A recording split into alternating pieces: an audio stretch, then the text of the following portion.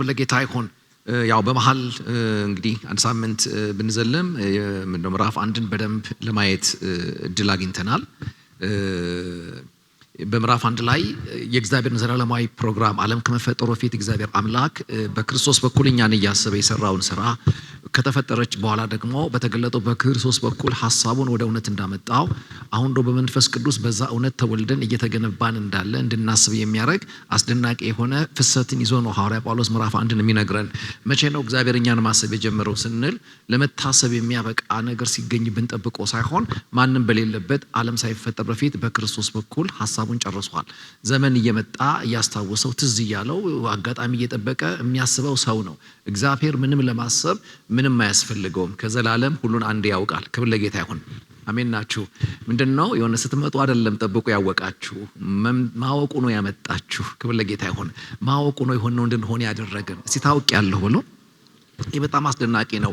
እግዚአብሔር ሁሉን ያውቃል አይደለም ትልቁ ነገር። ዘላለማዊ ዕውቀት ውስጥ ያለውን መታወቅ ብልጫ እንዲኖር የሚያደርገው ስለኛ ምን አወቀ የሚለው ነገር ነው። ደግ አወቀ፣ ዘላለምን አወቀ፣ መዳናችንን አወቀ፣ እንደ ልጅ ሊቀበልን አወቀ።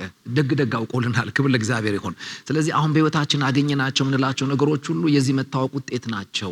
ሐዋርያ ጳውሎስ ይህን ነው ለኤፌሶን አማኞች የሚነግራቸው። ይሄ የተሰራበትን ዓለም ሳይፈጠር በክርስቶስ አውቋችኋል ሳይሆን ባዶ ማወቅ አይደለም። እንደ ልጅ አውቋችኋል፣ ያለ ነውር ትሆኑ ዘንድ አውቋችኋል፣ በክርስቶስ ኢየሱስ አውቋችኋል። ለምን አወቀን? ለክብሩ እንሆን ዘንድ አወቀን ካለ በኋላ ነው ከዛ ቁጥር 17 እና 18 ላይ ይሄ ዕውቀት እኛም ጋር መረዳት እንዲሆን ዝም ብለን በደፈናው በማናውቀው ዕውቀት ውስጥ ምንንከላወስ እንዳንሆን ምን ታውቆልኛል የሚለውን ነገር በመረዳት ውስጥ የሚገኘውን ዕውቀት ነፍስ ስትገናኝ ለዚህ ዕውቀት የሚመጥነውን ምላሽ ለመስጠት እንዳትቸገር ስለሚያደርጋት ዝም ብሎ እወዳችኋለሁ ብቻ ሳይሆን በምን ልክ ነው የወደደን የሚለው ዕውቀት ጋር መድረስ ለዛ ፍቅር የሚኖራችሁን ምላሽ ስለሚያንቀሳቅሰው ሐዋርያ ጳውሎስ ይጸልያል። የተሰራውን ስራ የልቦናችን አይኖች እንዲበሩ።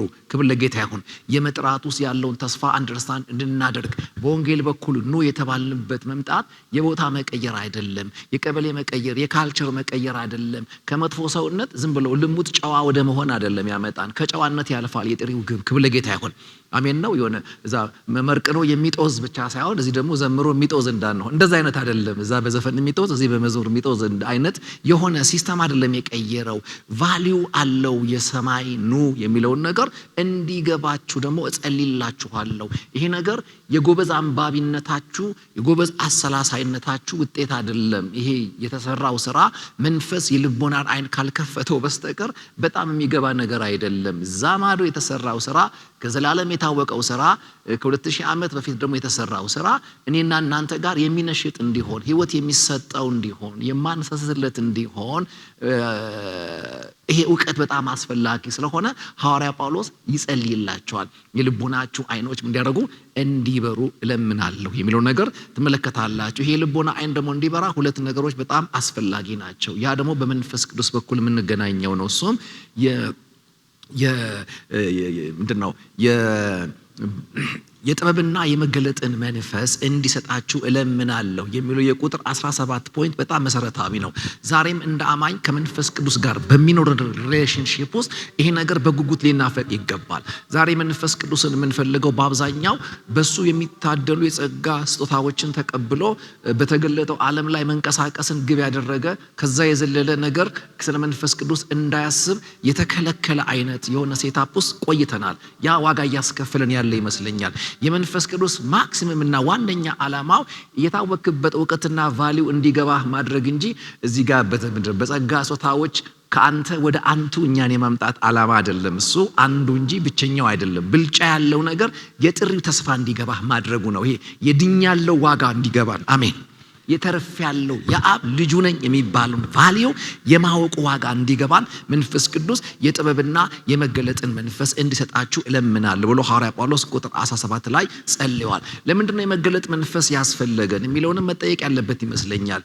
አንድ እውነት አለ ግን የተከደነ አያችሁ። ያ መሸፈኛ ካልተነሳ በስተቀር እውነቱ እያለ ላንረዳው እንችላለን። ሰዎች የሚያድን መጽሐፍ ቅዱስ አጠገብ የሚያድን ክርስቶስ አጠገብ በመታጠርና ባለመዳን እየኖሩ ያሉበት አንዱ ምስጢር መዳን ስለከሸፈ ወይ ደግሞ የሚያድን እውነት ለዓለም ስላልተበረከተ አይደለም። ይሄ መሸፈኛ ስለጋረደው ነው። ያን መሸፈኛ የሚያነሳው የመንፈስ ቅዱስ መምጣት ነው። መንፈስ ቅዱስ ብሎ ክብር ለጌታ ይሁን። በትክክል ሆሊ ስፒሪት ሲመጣ መጀመሪያ የሚያደርገው ይገልጣል። ምኑን? መሸፈኛውን ያነሳዋል። የመገለጥ መንፈስ ይሆናል። መገለጥ ምንድነው? መገለጥ የሚባለው ነገር ምናልባት ኢንትሮ ላይ ተናገርኩት ይመስለኛል። መገለጥ ሰዎች እግዚአብሔርን ፍለጋ የመረጡት ወይም የሄዱበት መንገድ አይደለም። እግዚአብሔር ራሱ ለሰዎች ለማስተዋወቅ የመጣበት መንገድ ነው ብያለሁ። በመገለጥ እኛ አይደለም የሄድነው፣ እሱ ነው ወደኛ የመጣው አይደል? አልጠሩኝ አቤት አልኩ ያለው ማለት አቤት ለማለት እስክጠራው አላረፈደም። ክብር ለጌታ ይሁን። የኔን ጥሪ ቀድሞ አቤት ብሏል። that is revelation። ክብር ለጌታ ይሁን። አሜን አሜን። ማቴዎስ 16 ላይ የምትመለከቱት ይሄን የሚመስል ነገር ነው። ሰዎች የሰው ልጅ ማን እንደሆነ ይላሉ ብሎ ክርስቶስ ጠየቀ። ይሄ ጥያቄ ዝም ብሎ ልሙት ጥያቄ አይደለም። ሰማይ ጤናማ ነው። ዝም ብሎ ከመሬት ተነስቶ ውሃ በወንፊት አምጣ ይላችሁም። ስለ ክርስቶስ ብልጫ ያለው ዕውቀት ጋር ሊያደርሳቸው የሚችል ምልልስን አስቀድሞ ተመላልሷል። ዕውር እያበራ፣ አንካሳ እያዘለለ፣ ብዙ ታምራትን እያደረገ በከተማዎቻቸው በቀጠሮቻቸው መካከል ከተመላለሰ በኋላ ቆም ብሎ አሁን ሰዎች ካዩት ከነዚህ መለኮታዊ አቅርቦቶች ተነስቶ እኔን ማነህ ወደ ማለት ዕውቀት ደርሷል። ሳበላው ሳጠጣው፣ ዕውር የሆነው አይን ስሰጠው፣ አንካሳው ሲዘልል፣ ጉንድሹ ከጨበጠ፣ አሜን፣ የታመመው አልጋ ከለቀቀ በኋላ በታምራቱ ዝም ብሎ የተደነቀው ወይስ ታምራቱ ስለ ታምረኛው አንድ ዕውቀት ሰጥተውታል? አያችሁ፣ ታምራት ዓላማቸው እኛን ዋው ማስባል አይደለም። ታምር አድራጊውን እንድናውቅ ዕውቀት ነው የሚሰጡን። ክብር ለጌታ ይሁን። እና ማን ይሉሃል ማን ይሉኛል ሲል መልሱን አይታችኋል አይደለ? አንዳንዱ ማን ነው ኤልያስ ነው ይሉሃል አሉ። አንዳንዱ ግን ጌታ ይባርካቸው ደግ ሰው ነው የጠሩት። አሜን። ምክንያቱም ቤልዜቤል ያሉም አሉ አዛሰፈር እና ደግ ሰው ነው የጠሩት እነዚህና ኤልያስ ነው ይሉሃል። ማነው ደግሞ መጥምቁ ዮሐንስ ነው ይሉሃል። አንዳንዱ ስም ባይሰጡም ከነቢያት ብቻ ከደጋግ ሰዎች እዝጌር ወደ ኋላ ከተጠቀመባቸው ትናንትና ላይ ካወራባቸው ከሰራባቸው ሰዎች መካከል አንዱ እንደሆንክ ያስባሉ የሚል ምላሽን ለክርስቶስ ሰጥተውት እንደነበር በቦታው ላይ ታገኛላችሁ። ያው ታሪኩ ትንሽ ጥያቄው ትክክል ነው፣ የተጠየቀበትም ጊዜ ጤነኛ ነው። መልሱ ግን ኮንፊውዝ ያደርጋል። ዕውሩን ስትጠይቁት ማን ነው አይን የሰጠ ስትሉት መጥምቁ ዮሐንስን ይመስላል ነው የሚላችሁ። ተመልከቱ፣ ከክርስቶስ አይን መቀበል ችሏል እንጂ አይን ሰጪውን የሳተ ህይወት ነበረው። እና ድንቅና ተአምራቶች ልብ አድርጉ፣ በምንም ታምር ይህንን ተስፋ ሙሉ ለሙሉ የመግለጥ አቅም የላቸውም። እግር የሌለው ከጌታ እግር ተቀብሏል። ማን እግር ሰጠ ስትሉት ኤልያስ ነው ይላል። እግር መቀበል የቻሉ እግር ሰጪውን የሳቱ ሰዎች ነበሩ። ታምራት ላይ አትለጠፉ። ታምራት እንደ ምርቃት ነው። መሸፈኛው ሲነሳ ዊዛው ከታምራት ውጪ ከእግርም ከጉንድሽነትም ከአይንም የበለጠው ዘላለም ይገባችኋል። ያን ነው ሆሊ ስፒሪት የሚገልጠው። ለዚህ ነው እግርም እጅም ጆሮም ያልተሰጠው ጴጥሮስ ግን እናንተስ ማን እንደሆንኩ ትላላችሁ ሲል የፈውስ ኃይል አይደለም እዚህ መልስ ጋር ያመጣው። አንተ እነሱ እንዳሉ ኤልያስም ኤርሚያስም አይደለህም፣ ክርስቶስ የሕያው የእግዚአብሔር ልጅ ነህ ሲለው ቀጣይ ምላሹ ምንድነው? መልሰሃታል ብሎ አላጨበጨበለትም። ክርስቶስ ትክክል ስታወራም ብዙም ይሁን ባይኒ እኛ ነን በቃ ልክ ትክክል ተመልሰዋል ምንለው እኛ ነን። ክርስቶስ በመልሱ አይደለም ያጨበጨበው። ይሄ ሰውየችን መልስ ከየት ነው ያመጣት ብሎ መልሱን የቀዳበትን ቦታ ሲመለከት ሪቬሌሽን ስጋና ደም አልገለጠልህም። እኔን በልኬ ማወቅ የምርምር ውጤት አይደለም፣ የብዙ ማንበብ ውጤት አይደለም። በሰማይ ያለው አባቴ ምን አድርጎልሃል? ገልጦልሃል። ህይወት ዋጋ የሚያገኘው ሰማይ ሲገልጥልህ ነው፣ መንፈስ ሲገልጥልህ ነው። እግዚአብሔር ከገባን በላይ ክርስቶስን ያብራልን። ካነበብነው በላይ ይህን መጽሐፍ ደግመን የምንረዳበትን አእምሮ እንደገና ይክፈተው። ለዚህ ነው የመገለጥ ዓለም ትኩረቱ አእምሮ ስለሆነ ሰይጣንም መለኮትም ራሳቸውን ለእናንተ መግለጥ ሲፈልጉ ቀድመው አታክ ምንድነው የሚቆጣጠሩት የአእምሮ ክፍላችንን ነው። ትዝላችኋል ስለ ሰይጣን ሲናገር የዚህ ዓለም ገዢ ይለውና የማያምነውን ምን አእምሮ የማወቂያውን ክፍል ምን ያደርገዋል? ያሳውረዋል። መጽሐፍ አጠገብ መጽሐፉን ይሰጣል። አይን ተቀብሎት ሰጪውን ይሰጣል። በጣም የሚቀጣጠል አዝማች መካከል ያጉረመርማል፣ ግራ ይገባዋል። ይሄ አደገኛ ነገር ነው። የዚህ ዓለም ገዢ የሚያደርገው እሱን ነው። ምንድነው የሚያደርገው? አእምሯቸውን ምን ያደርገዋል? ያሳወረው ይላል። ቀጥሎስ ወደ ክርስቶስ ደግሞ ስታመጡት ያንን የታወረውን አእምሮ መድኃኔዓለም ጋር ደግሞ ስታመጡት መጽሐፍትን ያስተውሉ ዘንድ ይልና አሁን ምናቸውን አእምሯቸውን ከፈተው ይላል። አያችሁ አእምሮ ባንዱ የሚዘጋ በሌላው የሚከፈት የማንነታችን ክፍል ነው። የጳውሎስ ጸሎት አድሬስ የሚያደርገው ይህንን የአእምሮ ክፍል ነው። ይሄ መንፈስ ሲመጣ ምን ያደርገዋል? የልቦናችሁን አይን ያበራዋል። ማለት ልቦና አእምሮ ነው የሚለውን ባለፈው አይተናል። በየትኛውም ኮሜንተሪ ልቦና የሚለው የቀልብያችሁን እንደሆነ ነው የሚናገረው። ስለዚህ ይህ አእምሯችን በመንፈስ ቅዱስ እርዳታ ሲከፈት በመጀመሪያ የሚገባን እውር አንካሳ እሱ አይደለም የሚገባን። ክብር ለጌታ ይሁን። ክራይስት ይገባናል። የተወደድንበት ልክ፣ የዳንበት ዋጋው፣ የተጠራንበት ምክንያታዊነት፣ ምክንያታዊ ጥሪ እቤታችን እንዳለ ለወንጌል አቤት የሚል ምላሽ ከሰጣችሁበት ቀን ጀምሮ ይሄ ተስፋ የተስፋው ውጤት ምን እንደሆነ እንድታቁ መንፈስ ቅዱስ በህይወታችሁ ስራ ማግኘት ጀምሯል። ክብር ለጌታ ይሁን። እለት እለት በተማርን ቁጥር አንደርስታንዲንጋችን እየጨመረ ይሄዳል። የዳንበት ጉዳይ እምነቴ የምንለው ጉዳይ እንደው ዝም ብለን ክርስቲያን ነኝ ስላልን ክርስትናው ፊልዶች መርጠን የገባንበት ግቢ መሆኑ ያበቃና ይሄ ግቢ ህይወት የምንካፈልበት መሆን ይጀምራል። ምክንያታዊ መሆን ይጀምራል። አሜን ናችሁ ወይ?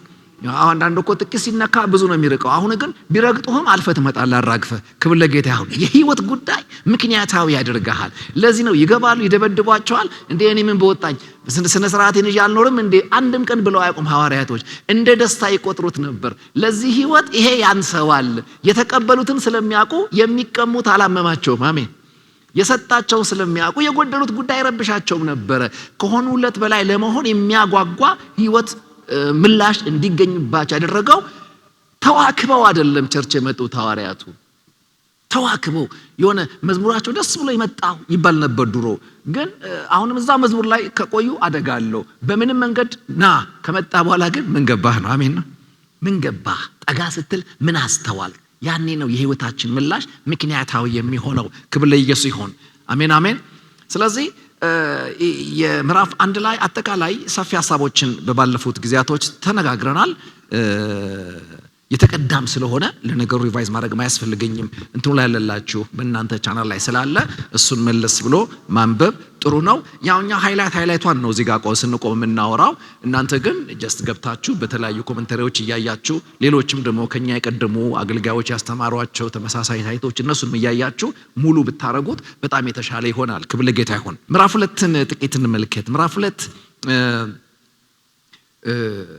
በበደላችሁና በኃጢአታችሁ ሙታን ነበራችሁ ብሎ ይጀምራል። በጣም የጳውሎስ ሐሳብ ምዕራፍ 1 ላይ ያወራህና ምዕራፍ 2 ላይ ደግሞ የሚገባበት ሐሳብ ትንሽ ኮንፊውዝ ያደርጋል። ምዕራፍ 1 ላይ ሰማይ ነው የሚያጫውትህ፣ ድኛለሁ ነው የሚያስብልህ። በአብ ቀኙ አካባቢ ነው ጎርደድ የምትለው። በቃ የሆነ አበጣበጥ ትላለህ፣ ቀላል ሰው አይደለው ምናምን ትላለህ። ላይ ሰቅሎ ምዕራፍ 2 ላይ አፈር ዲቤ ያመጣዋል። ጌታ ይባርከው። አሜን ናቸው። የሆነ ቅብጥ ስንል ደግሞ በሰነ ስርዓት ነው ይላል። ክብር ለጌታ ይሁን። ይሄን ሁሉ የሆነው እግዚአብሔር አንተ ሰፈር ደግ ነገር አይቶ አይደለም ያረገህን ያደረገ ምንንም እያየ ሳይሆን ራሱን እያየን የመጣው። እንዳንተማ ማለት አብና አንተ ያለ ክራይስት ያለ መካከለኛው ብትገናኙ የቁጣ ልጅ ነህ። ክራይስትን ጎለህ ቀራኔውን ጎለህ በታሪካዊ ስራ ውስጥ አብ የሰራውን ስራ ጎለህ በዘላለም ውስጥ መታወቃችን ተሰርቷል። በታሪክ የዋሎች ደግሞ ቀራኔው ተሰርቷል። አሜን ናቸው። አሁን ላይ ደግሞ በመንፈስ ቅዱስ እየተገነባን ነው። ምዕራፍ 1 ያይጨረስ ነው። በዚህ ነው ከዘላለም ታውቀናል። በታሪክ ሂደት ወደ ኋላ ደግሞ የዛሬ 2000 ዓመት ውስጥ በተገለጠው ዓለም ላይ መዳናችን ተሰርቷል። አሁን ደግሞ በመንፈስ ቅዱስ ምን እየሆነ ነው? እየተገነባን ወደ ፍጽምና ይዞን እየሄደ ነው ያለው የሚለውን የዘጋው። ይሄን የሰማ ሰውዬ ነጠር ቢል ጤንነት ነው። አሜን ነው ወይ? ሃሌሉያ ምናምን ቢል ደጋግሞ ቢያበዛ በጣም ጥሩ ነው። ግን የሃሌሉያው ሪዝን የሆነውን ለመሆን ያዋጣው እንዳለ በማሰብ ከሆነ ግን አይደለም። ንገረኝ ካልክ በበደልና በኃጢአትህ ምን ነበርክ? ሙት ነበርክ። እንደርስበታለን። ቁጥር 3 ላይ እንደውም ይውጣልኝ ካልክ እንንገርህ ከፍጥረትህ ምን ነበርክ? የቁጣ ልጅ ነበር። እግዚአብሔር ባንተ መበሳጨት የጀመረው እንጀራ በወጥ በልተህ ነፍስ አውቀህ መሳደብ ስትጀምር ጠብቆ አይደለም። ገና ከእናትህ ማፀንም ስትወጣ አናዳጅ ነበር። ፍሮም ዘ ቢግኒንግ መለኮትን ፈገግ ያደረገ ታሪክ በኋላ ላይ አልነበረም። የቁጣ ልጅ ነበር። አቶ የቁጣ ልጅ ድንገት ደግሞ በሆነ ኬዝ የእግዚአብሔር ልጅ ሆኑ። እዛ ጋር አባት ቁጣ ነበር፣ አሁን ደግሞ አሁን እግዚአብሔር ሆነ። ይሄን የሚያክል ለውጥ ከየት መጣ ካልክ መዝሙሩ ጣፍጦ አይደለም፣ ሰሞኑን ቸር ስለደጋገምክ አይደለም። ማን ነው ሲባል አብ ቁጣውን ልጁ ላይ ጨርሶ ነው። ይሄን አባቱን ያስወገደው አሜን ናቸው። አስወገደው። የቁጣ ልጅነታችን በክርስቶስ ላይ በረደ። እግዚአብሔር እኛን ያለ ነቀፋ ያየን ዘንድ በልጁ መልክ ሊያየን ወደደ። የልጁን ስም፣ የልጁን ቦታ፣ የልጁን መልክ፣ የልጁን ሕይወት ሰጠን። ለዚህ ነው መጽሐፍ ቅዱስ ሲናገር አባ አባት ብለን የምንጣራበት የማን መንፈስ?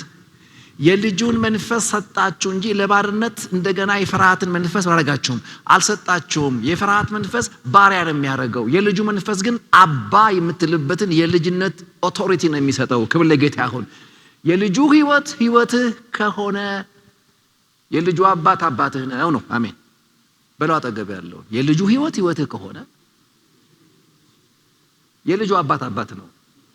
እኔም ብቻ መስሎኝ ነበር፣ እርስ በርስ ተኳርፋቸው መሰለኝ። ተባባሉ እንደገና የልጁ ሕይወት ሕይወትህ ከሆነ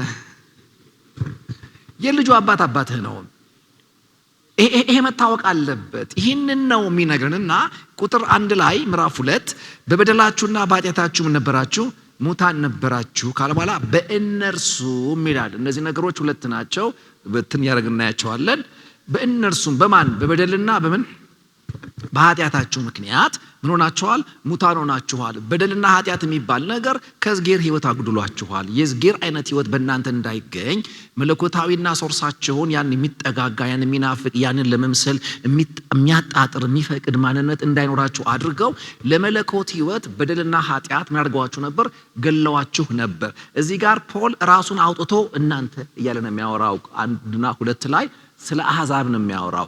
ቁጥር 3 ላይ ሲመጣ ነው በእነዚህም ልጆች መካከል እኛ ሁላችን ብሎ ደግሞ ራሱን አድ ያደርጋል። አይሁድን ወክሎ ደግሞ ይገባል። የተረፈ የለም። በመጀመሪያ እናንተ አሕዛቦቹ በሁለት ምክንያት ምን ሆናችኋል? ሞታችኋል። ከሁለት አንዱ ስለማይመለከተን ይሄ እናንተ ነው ማለት ይመስለኛል ፖል። በኋላ እናየዋለን። በደል ምንድነው? ኃጢአት ምንድነው? የሚለውን ነገር ስንፈታው ከሲንፉል ኔቸር ጋር የሚገናኝ ነገር እያወራ እንዳለ እነሱ ከዛ ክስ በመገረዝ ስርዓት ነፃ እንደወጡ ስለሚያስቡ ምርጥ ዘርነን ብለው ስለሚያስቡ እናንተ ኪዳንም የላችሁ መገረዝም የላችሁ የወረሳችሁትም ኃጢአት አድጋችሁ የደገማችሁትም የተግባር ኃጢአት ገሏችሁ ነበር። እኛ እንኳን በመጀመሪያው በመገረዝ ብናመልጠውም አድገን በሰራ ነው አመፃ ሁላችንም በምልልስ ዓለማችን ላይ ተመሳሳይ ነበርን። አንተም እዛ ጋር ጣዖት ታመልካለህ፣ እኛም እዚህ ጋር ወግርን እንገላለን ያውንን የሚል ነገር ነው ጳውሎስ የሚናገረውና በኋላ በደንብ እናየዋለን። ሐሳቡን ጥቂት ላንብበው። በበደላችሁና በኃጢአታችሁ ምን ነበራችሁ? ሙታን ነበራችሁ። በእነርሱም ካለ በኋላ በዚህ ዓለም እንዳለው ኑሮ በማይታዘዙትም ልጆች ላይ አሁን ለሚሰራው መንፈስ አለቃ እንደሆነው በአየር ላይ ስልጣን እንዳለው አለቃ ፈቃድ በፊት ምን አደረጋችሁ? ተመላለሳችሁባቸው። ስለ እነሱ ያወራል። ተመላለሳችሁባቸው። በበደላችሁ በኃጢአታችሁ ሙታን ነበራችሁ። ይሄ የአሕዛብን ትናንትና አሁን ክርስቲያን የሆነው የኛ ማንነት በወንጌል ከመታከሙ በፊት እግዚአብሔር በልጁ ሕይወት እኛን አጽድቆ እንደ ልጆች ከመቀበሉ በፊት እንኖረው የነበረው ሕይወት በሞት የተቃኘ ሕይወት ነው። ያ ሞት ደግሞ ወደ ሕይወታችን የገባው በምንድነው? በበደልና በኃጢአታችን ምክንያት ነው ካለ በኋላ በእነዚህም ልጆች መካከል እኛ ሁላችን አሁን ገብቷል። እሱ የስጋችንን እና የልቦናችንን ፈቃድ እያደረግን በስጋችን ምኞት በፊት እንኖር ነበርን። እንደ ሌሎቹም ደግሞ ከፍጥረታችን ምን ነበርን? የቁጣ ልጆች ነበርን ብሎ ሐዋርያ ጳውሎስ ይናገራል።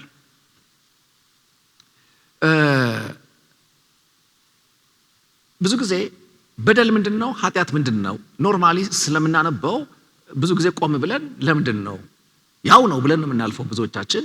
ያው ከሆነ ለምን በእና ይያያዛል? በእነርሱም እያለ ደግሞ ይናገራል። ለመሞታችን ተመሳሳይ የሆነ ውጤት ጋር ቢያደርሱንም በደልና ኃጢአት የሚባሉት ነገሮች የተለያዩ እንደሆኑ ሐዋርያ ጳውሎስ በሚያጋለጥ በሚያስረዳ አጻጻፍ ስልት ነው የሚናገረው። በበደላችሁ እና አንድ ነገር በእና ከተያዘ የተለያየ ነገር ነው ማለት ነው። በደል ምንድነው? ኃጢአት ምንድነው የሚለው ማሰብ አለብን። ኃጢአት የሚባለው ነገር ማንነታችን ነው፣ የሲንፉል ኔቸራችን። ማንኛውም ሰው ገና ከሚጸነስበት ጊዜ ጀምሮ ምናዊ ነው? ኃጢአታዊ ነው። ይሄ መታወቅ አለበት። አንድ ቦታ ይሄን ነገር ስናገር አንድ ወንድም የከፋውና እንዴት እንደዛ ትላለህ ሲል ጥያቄ ጠየቅኩት።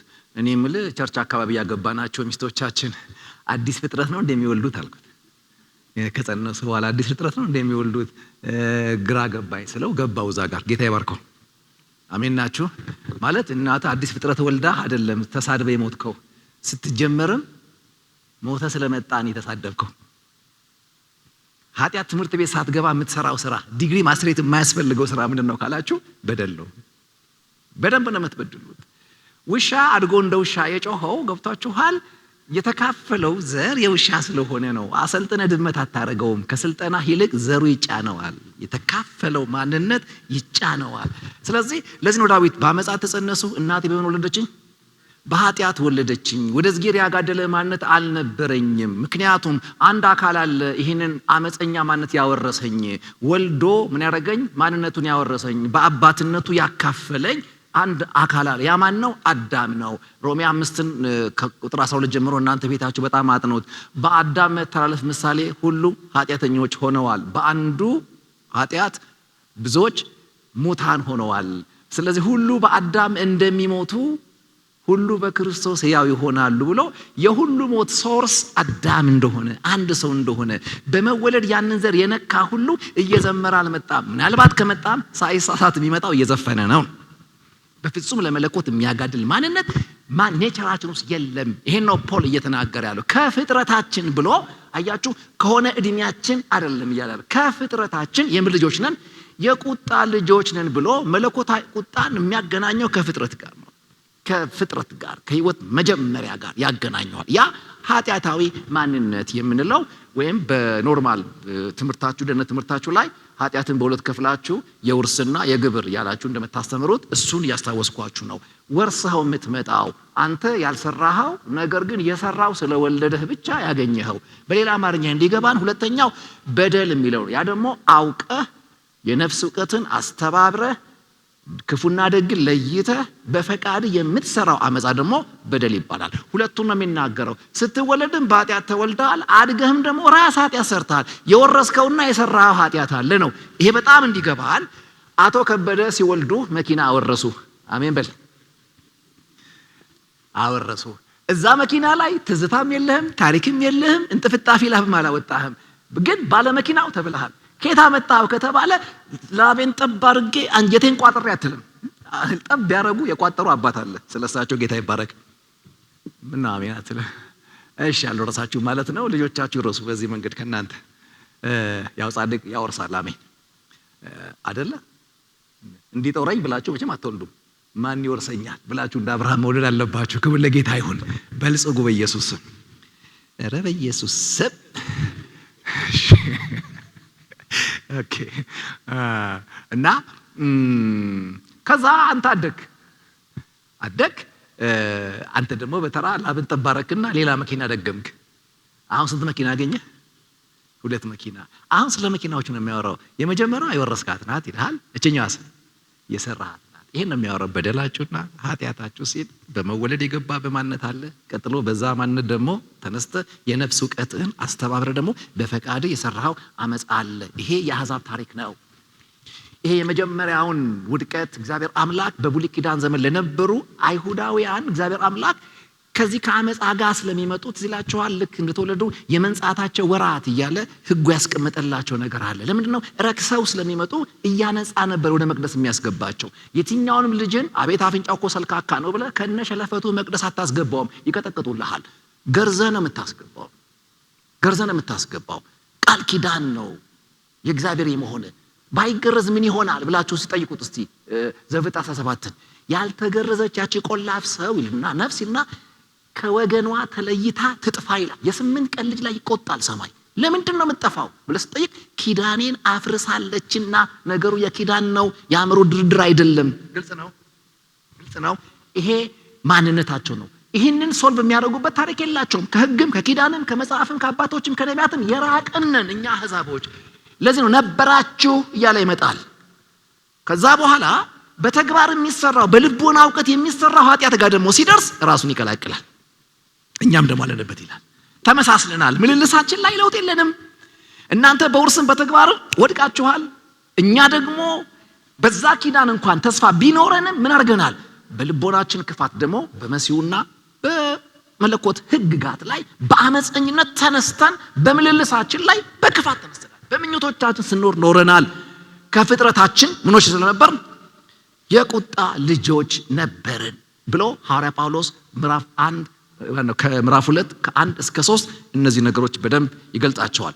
የጳውሎስን ዋና ነጥብ ስንመለከት እነዚህ ጥቅሶች በጣም ቀዳሚ ናቸው። ከዚህ በኋላ የሚዘረዝራቸው ነገሮች ሁሉ ዲፔንድ የሚያደርጉት ስራቸውን የተከሉት ከ1 እስከ 3 ባወራቸው መሰረታዊ ጉዳይ ላይ ነው። ከፍጥረታችን ጀምሮ የቁጣ ልጆች ነን ከሚለው ጀምሮ በተግባራችንም በማንነታችንም በመለኮት ቁጣ ስር ሆነን የተወለድን ለጽድቅ ያጋደለ ትናንትና ያልነበረን ኃጢአታዊ ማንነት የነበርን በበደላችንና በኃጢአታችን የሞትን ነበርን ብሎ ከዚህ እውቀት ነው የሚነሳው።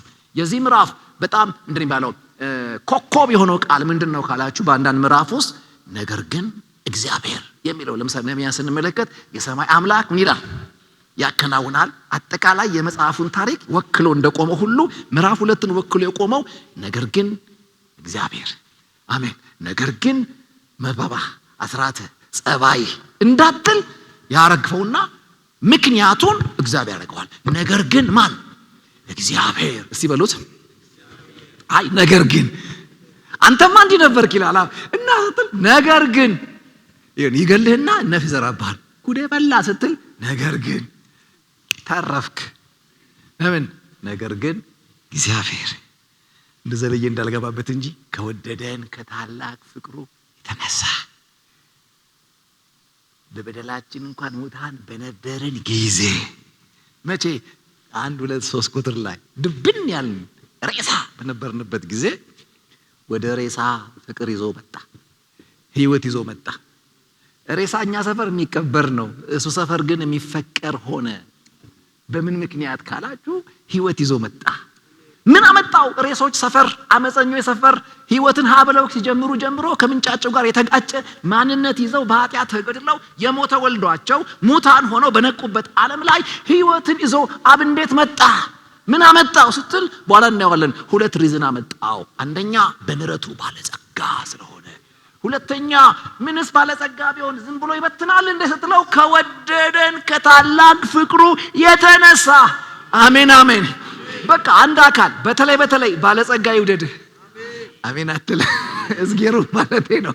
ዝም ብሎ ባዶ ጊዜ ቢወድ እኮ ምንም ብሎ ነው የሚያልፈው፣ አንጀቱ ይበላል። እና እግዚአብሔር ፍቅር ብቻ አይደለም ባለጸጋም ነው።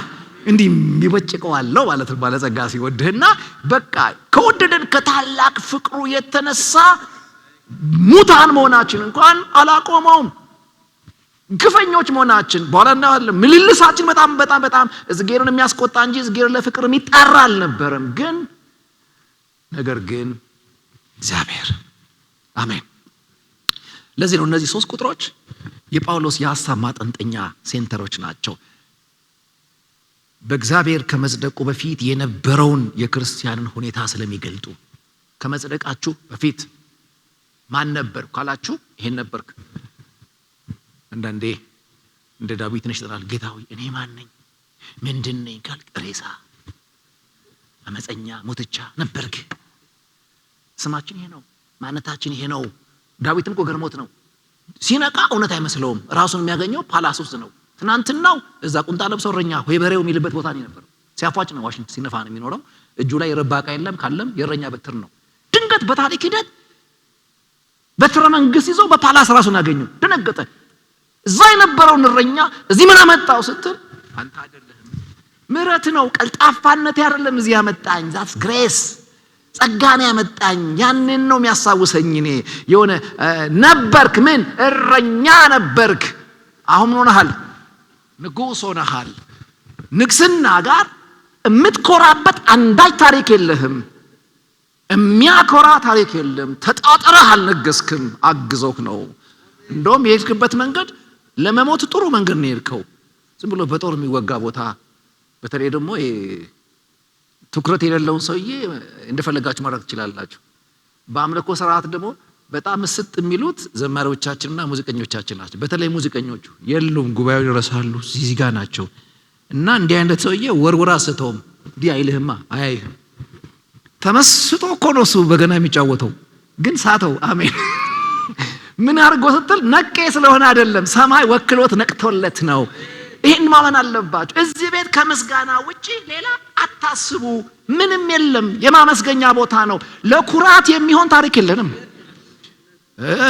እድሜ ለእንትን የምትለው ነገር የለም። ያው ለዝጌር እድሜ ስለማይቆጠር ከተቆጠረም ለሱ ነው። አሜን ናችሁ። ይሄንን ነው የሚያሳየው። ክብር ለጌታ ይሁን። እና ሶስቱ ቁጥሮች የሚያሳዩት በእግዚአብሔር ከመጽደቃችን በፊት እኛ ኃጢአተኞች ግን አሁን የጸደቅን ክርስቲያኖች አሁን ድኛለሁ በሚል እርግጠኝነት ውስጥ ያለን እኛ ሰዎች ምን እንመስል እንደነበረ በምልሰት ነው የሚያስታውሳቸው። ነበራችሁ። አሁን የዳነው ክርስቲያን ነበር ምን በበደልና በኃጢአት የሞተ ነበረ። አጠቃላይ ታችኋል። የሐዋርያውን አጻጻፍ በጣም ነው የሚገርመኝ። ለምሳሌ ምዕራፍ 1 እስከ ቁጥር 1 እና 2 ታውቃላችሁ፣ ሰላምታ ነው። ከቁጥር 3 ጀምሮ እስከ 14 ድረስ የጥሪያችንን ዓላማ ከማብራራት ነበር የጀመረው። ዓለም ሳይፈጠር በፊቱ እያለ የተጠራንበትን ፐርፐዝን የተናገረው። ያም ማለት ነው የእግዚአብሔርን ክብር ለምን የጠራ ሲባል ለክብሩ እንድትሆኑ። አሜን። ለክብሩ እንድትሆኑ እናንተ ጋር በሰራው ስራ እንዲከበር፣ ክብር ለጌታ ይሁን፣ እንዲመሰገን፣ ምስጋና ሁሉ በዚህ ስራ ውስጥ ከተገባው እሱ ብቻ እንዲሆን ይህን ሰራ ይለናል እስከ ቁጥር 14 ድረስ። ከዛ ከ15 እስከ 23 ድረስ ምዕራፍ 1 ስናጠና ያየነው ምንድነው? ጥሪያችንን የምንረዳበትን መንገድ ነው የሚናገረው። ማለትም በመንፈስ ቅዱስ በእግዚአብሔር መገለጥ የተሰጠንን ዕውቀት ያብራራዋል። የልቦናችሁ አይኖች ሲበሩ የመጥራቱ ተስፋ ምን እንደሚሆን፣ በቅዱሳን መካከል ያለው የርስት ክብር ባለጠግነት ምን እንዲሆን፣ ለምናምን ከሁሉ ይበልጥ የኃይሉ ታላቅነት ምን እንዲሆን ታውቁ ዘንድ ነው ብሎ ይህንን የተሰራውን የተጠራንበትን ተስፋ ሪዝን በመንፈስ ቅዱስ አማካኝነት በሚመጣ ኖውሌጅ አንደርስታንድ ታደርጉታላችሁ ብሎ ስራውን የምንረዳበትን መንገድ እስከ ቁጥር 23 ነግሮናል። በመጨረሻ ግን የጥሪያችንን ምክንያት ነው የሚናገረው። ምዕራፍ 2 ከቁጥር 1 እስከ 10 ድረስ አሁን ያየን ያለ ነው። ምክንያት አለው፣ ባዶ ነው አይደለም። ምንድነው ምክንያቱ? ይሄን ሁሉ ድንቅ ነገር ይዞ እኔ ጋር የመጣበት ሪዝኑ ምንድነው ስንል ስለማይገባን የእግዚአብሔር ጸጋ ማውራት ይጀምራል። አይገባንም ይሄ ህይወት፣ አይገባንም ይሄ ህይወት። አንዳንድ የመጽሐፍ ቅዱስ አስተማሪዎች ምህረትና ጸጋን የሚያብራሩበት ነገር አንዳንዴ ንሽጥ ያደርገኛልና እንደውም አንድ አርቲክል ነበር እየጻፍኩት እያለ ነው ሰፈራችን መብራት የጠፋውና እዚህ ላይ ይዤላችሁ አልመጣሁም። በጣም ሰፊ ነው የሚያብራራው ሰውየውና ምን ይላል? ጸጋ ኃጢአትን ይከድናል ይላል፣ ምህረት ግን ያስወግደዋል ይላል። ጸጋ የማይገባህን ያገኘህበት መንገድ ነው ይላል። ምህረት ግን የሚገባህን ያጣህበት ነው። እዝጌር የሚገባህን የከለከለበት ቦታ ምህረት ነው ይላል። ምንድነው የሚገባኝ ካል ከፍጥረት የቁጣለች ይታወቃል። ቁጣ ነበር የሚገባ እና ሲባል ግን ይቅር አለ። ይሄ ይቅርታ ስለሚገባ አይደለም። ሁለት አይነት የምህረት አሰጣጥ አለ። አንደኛው የምህረት አሰጣጥ አይታችኋል። በቅርብ ነው የሰማሁት። እንግዲህ የህግ ሰዎች ካላችሁ እዚህ አላቅም። የሆነ ሰውዬ በተሳሳተ መንገድ ለምሳሌ ፍርድ ቤት ቢፈርድበት እና 7 ዓመት እንዲታሰር ፈርዶበት 3 ዓመት ከታሰረ እናንተም እዚህ ውስጥ ይጋዋቂ ካላችሁ ኦንላይን መሰሙኝም ከተሳሳትኩኝ እኔ የህግ ሰው ስላልሆንኩኝ አፉ በሉኝ እና 3 ዓመት ከታሰረ በኋላ ያ የተፈረደበት ወንጀል ስተት መሆኑ ቢታወቅ ዝም ብለ ነፃ ወጣ ነው የሚባለው። በምህረት መንገድ ነው የሚያወጡት። ይሄ ልክነት የሚሰጠው የምህረት አይነት አለ። እንዲያርጓል አውታ በቃ ይመለስ ስላለ አንዳንዴ ለምሳሌ አለቃው ይቆጣበትና በሳተ መንገድ እዚህ ግቢ እንዳላይ ይለዋል የግል መስሪያ ቤት ከሆነ።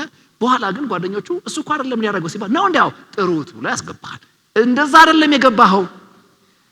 አይንን እንዳላይ የሚያስብል በደንብ አይን የሚያጠፋ ነገር ነበር፣ የሚገባ መጥፋት ነበር፣ ግን አዳነ። በምን ምክንያት ካልክ በምህረት በኩል የሚገባህን ቅጣት ተወለ። ስለዚህ ምህረት የሚገባችሁን ያጣችሁበት ነው ይላል። ጸጋ ሲባል የማይገባህን ደግሞ ያገኘህበት። የሚገባ ቁጣ ነበር፣ የማይገባህ ልጅነት ተሰጠ። እንዴት ልጅ ሆንኩኝ? የእግዚአብሔር ጸጋ። ምን አይነት ጸጋ? የማይገባኝ ጸጋ፣ እኔን የማይመለከት ጸጋ። ለዚህ ነው ጳውሎስ ከኃጢአተኛው ዋነኛ ነበርኩ ይላል፣ ከተሳዳቢ አንደኛ ነበርኩ። ጨምር። ከአሳዳጅ አንደኛ ነበርኩ። ታዲያ ሰው የሚገባው ምንድነው? አንተ ክፉ አመፀኛ ተብሎ ለሰይጣንና ለመላእክቱ ተዘጋጀ ምናምን ግባ የሚያስብል ምርጥ ስራ ሰርቶ ነበር። ግን ቀረለት። በምን? በምህረት።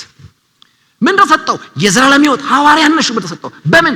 በጸጋው። ስለዚህ ጸጋ የማይገባን ያገኘበት፣ ምህረት የሚገባን ያጣህበት ነው። እግዚአብሔር ስለ ምህረትና ስለ ጸጋው የተባረከ ይሁን። ሃሌሉያ አሜን። እንግዲህ እነዚህ አሁን የምናያቸው ከቁጥር 1 እስከ ቁጥር 10 ላይ የምትመለከቷቸው አጠቃላይ ጥቅሶች የመቤዠትን ጭብጥ ነው የሚያደምቁት። አስቀድመን በእግዚአብሔር የተዋጀንበትን ዓለም ሳይፈጠር ዋጅቶኛል፣ ድኛለሁ፣ እግዚአብሔር አስቀድሞ ለዚህ ሕይወት ወስኖኛል የሚለውን ትምህርት ያደምቁታል። እንዴት ብለው? እንዲህ ሆንክ፣ ጸደቅ። ያስደናቂ ነገር እሱ የሚገባህ ግን እንዲህ ነበርክ የሚለው ስትረዳ ነው። ድናችኋል፣ አሜን። ዋብቀኝ ናችሁ፣ አሁንም አሜን። ጸድቃችኋል። ይሄ ዋጋ የሚያገኘው የቁጣ ልጅ ነበርክ የሚለው ሲገባ፣ የቁጣ ልጅ ነበርክ የሚለው ሲገባ ደንቀት ትላለህ። እና ስትል ዳንክ ሲል ዋው መዳንን ታከብረዋለህ። ብዙዎች ለምኖቻችሁ መጡ መዳን የቀለለባቸው እኔ ጌታን አገኝ ምንም ያደርግልኝ የለም የሚሉ አንዳንድ ቀበጥ ሰዎች አያለሁ። እዚህ ስለሌሉ ጌታ ይባረክ። ከዚህ በላይ ምን ያደርግልሽ እንዴ? እኔ ግራ ይገባኛል። ይሄ ደግ መንግስትና አዝጌር ሁሌ እንደተቃጠሉ ነው አሉ በሚገዙት። ለምን አየያ ለሚተኩስ መንግስት ነው ለሚፈራው። እንደዛ አትሁኑ በህይወታችሁ ላይ። በምህረቱ ባለጸጋ ስለሆነ ይናቃል ማለት አይደለም። አጸደቀ። ልብን ቷ የሚያደርገው እርኩስ ነበርክ የሚለው ሲገባ ነው። እንዲህ ነበርክ እንዲገባ፣ እንዲህ ሆንክ እንዲገባ፣ እንዲህ ነበርክን ማጥናት ፍቱን መድኃኒት ነው። ክብር ለጌታ ይሁን። የሙሴም ስጋቱ የነበር አይደለ? ከግብጽ ወጥተው መንገድ ላይ ሲሄዱ በቃ ፉጨት ሲያበዙ አየና እኔ ቆማለሁ ስትገቡ መቼም ያችን ጽድቅ ከተማ አጓጉል እንዳታረጓት ሲልም ከራችሁ ቁጭ በሉ ብሎ አስቀመጠና በገባህ ጊዜ እንዳትረሳ ከየት እንዳመጣ ነፃነት ሲሰማ ገብቷችኋል። ፈርዖንም ጭቃውም ቲማቲሙም ዱባውም በሌለበት ወደ ራስ ርስ በገባህ ጊዜ በሸነና ባበዛህ ጊዜ እንዳትረሳ። ለምን? የገባህበት ህይወት ዋጋ የሚኖረው ከየት እንደወጣ ስታስታውስ ነው።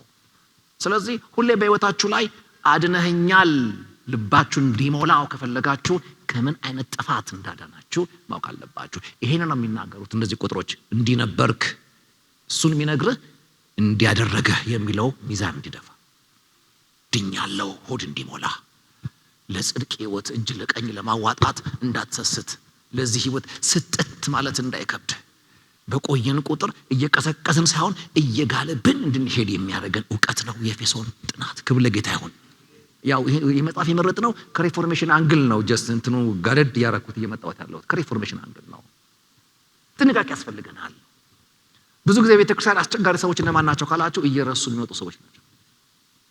ይረሳሉ። 99 ቡዳ እንደለቀቃቸው ልቀቃት። ማን የት ነው ያስቀር? ሳያስፈቅድ የያዛት ቀን እንቅልፍ የለ ማታ እንቅልፍ የለ። አንድ ወንጌላዊ ጓደኛዬ ምርር ብሎት እዝጌር እንደ ሆስፒታል ካርድ እያስቆረጠ ቢደራደር በአንድ ቡዳ አንዳንዶች እኮ 44,000 ይዘው የመጡት እና በጣም አስቸጋሪ ነው።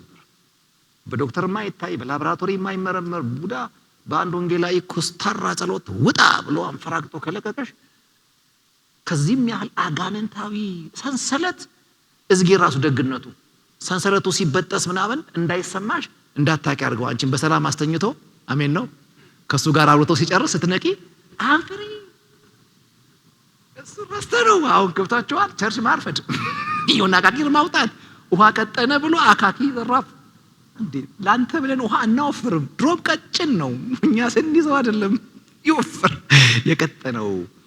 እውነቱ ይሄ ነው። ለምንድነው ጣጣ የሚያበዙት አንዳንድ ሰዎች ብላችሁ ከጠየቃችሁ ቀላል ነው እየረሱ ስለሚመጡ።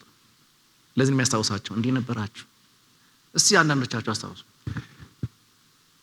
አሁን ላይ የወንጌል ባትሆኑ ኖሮ አንዳንዶቻችሁ ካፈር በታች ነበር። እኔ እናንተን አላቅም የኔ ነገር ሲይዝ ምጥጥ አድርጌ ስለሚይዝ በቃ በህይወት ምኖር አይመስለኝም።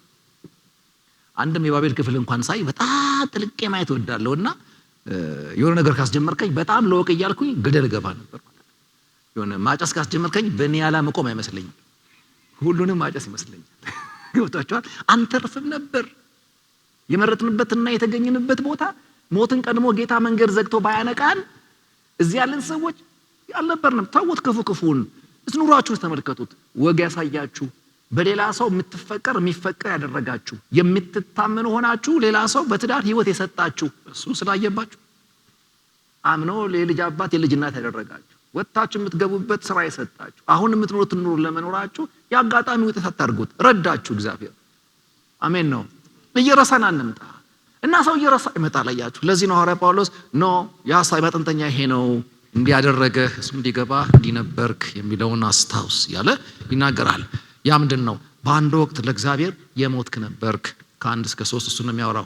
በአንድ ሰሞን ጊዜ ያለ ሁላችን ጨምሮ የሞትን ነበር አልነበርንም። የመላእክት ጠበኞች ነበርን፣ የጽድቅ አንጓጣጮች ነበርን፣ መልካምነትና ኖርማል ደረጃ ያለው ነገር የሚደብረን ሰዎች ነበርን። ራሱ የምንላካውና የምንሞካካሻቸው በማታለል ጥበባችን በዱርይነታችን የምንላካ የነበረን ሰዎች ነበርን። እኔን አይመለከትም። ቸርች ተወልጄ ስላደኩ አሜን እነ ሚሊዮኑ ነው እና እሱ ነው የሚናገረው። 3 ቁጥር እሱ ነው የሚናገረው። ከ4 እስከ 10 ደግሞ አሁን ግን አሜን በእግዚአብሔር ሕያው ነህ። ይሄኛው የሚገባ ግን ያኛውን ስትረሳ አይደለም። አንዳንዴ ማስታወስ ጥሩ ነው። ክብር ለጌታ ይሁን። ወጣ እያለ ግን ማምጣት አሜን ራሜን በሉ። አንዳንዴ በአገልግሎት ወጣ ስል ልጆቼ በታክሲ እንዲመጡ እናስገድዳቸዋለን እና አንዳንዴ ይነጫነጫሉ። ምንድነው ምናምን ሲሉ እኔ በየቀኑ እላቸዋለሁ 6 ኪሎ ሜትር በስሊፐር ጫማ እሱም ሲገኝ ነው።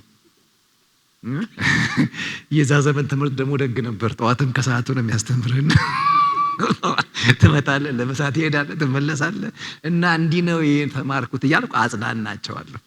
ነው እንዴ ብለው እንደውም ጌታን አመስግኑ እናንተ ቦራ እንዴ ነው በምንመጡት በታክሲ ተመጡ እና ቀብራራ መንፈስ ይመጣ የየረሳ የሚመጣ ውለታ እየረሳ የሚመጣ አያችሁ። ድኛለው ተራ እስኪሆንበት ድረስ የሚጠቃ አእምሮ ይዘን መኖር የለብንም። ክብር ለጌታ ይሁን። ቆፍጠን በለው አሜን ነው። ድናችኋል፣ ከሞት አምልጣችኋል፣ የዘላለም ሕይወት አውቋችኋል፣ በቀኙ ናችሁ። ሃሌሉያ። በቃ ይሄ ማወቅ አለባችሁ። አምሴ ይሄ ብቻውን እኮ በቂ ነው። ጌር ደሞዝ ባይከፍልም ባያበላም ባያጠጣም በቃ አንዳንዱ የታድሩ ናቸው እኮ እዛው የሚያጣጠሩበት አልጋ ላይ ጌታን አግኝተው የሄዱ ሰዎች በጣም ብልጥ እንደኛ ስበክ ዘምር ቸርች አትምጣት አትቅር ሳይባሉ ገብታችኋል ሹ ብሎ የገቡ ሰዎች አሉ። ባክ ሹ ብሎ የሚገቡ ሰዎች አሉ። እኛን ደግሞ እድሜ ሰጥተው ለዚህ እውነት እንድንቀጥል በዚህ በወደቀ ዓለም ላይ እሱን ወክለን እንድንኖር ለክብሩ የሚያደርገን ስራ በመንፈስ ቅዱስ እየተገነባን እንድንቆይ ሰርታል። ክብር ለጌታ ይሁን እና ቸርች በግንባታ ላይ ናት ነው እና አንዳንድ የፈራረሱ የደካከሙ የመሳሰሉ ነገሮቻችንን አናጺ ያላት መንፈስ ቅዱስ አለ። ቻፕተር 4 ላይ ስንመጣ እናገኘዋለን። ትምህርቶች አሉ። አሜን ናችሁ። ምገባዎች አሉ። ክብር ለጌታ ይሁን። ግልጠቶች አሉ። እነዚህ ነገሮችን በደንብ ማወቅ መቻል አለብን። ነፍሳችን በእነዚህ እንዲነካካ መፍቀድ አለብን። ይሄንን ህንጻ ግንበኛ ብቻ በማስነካት ይሄንን መልክ እንዲያመጣ አታረጉት።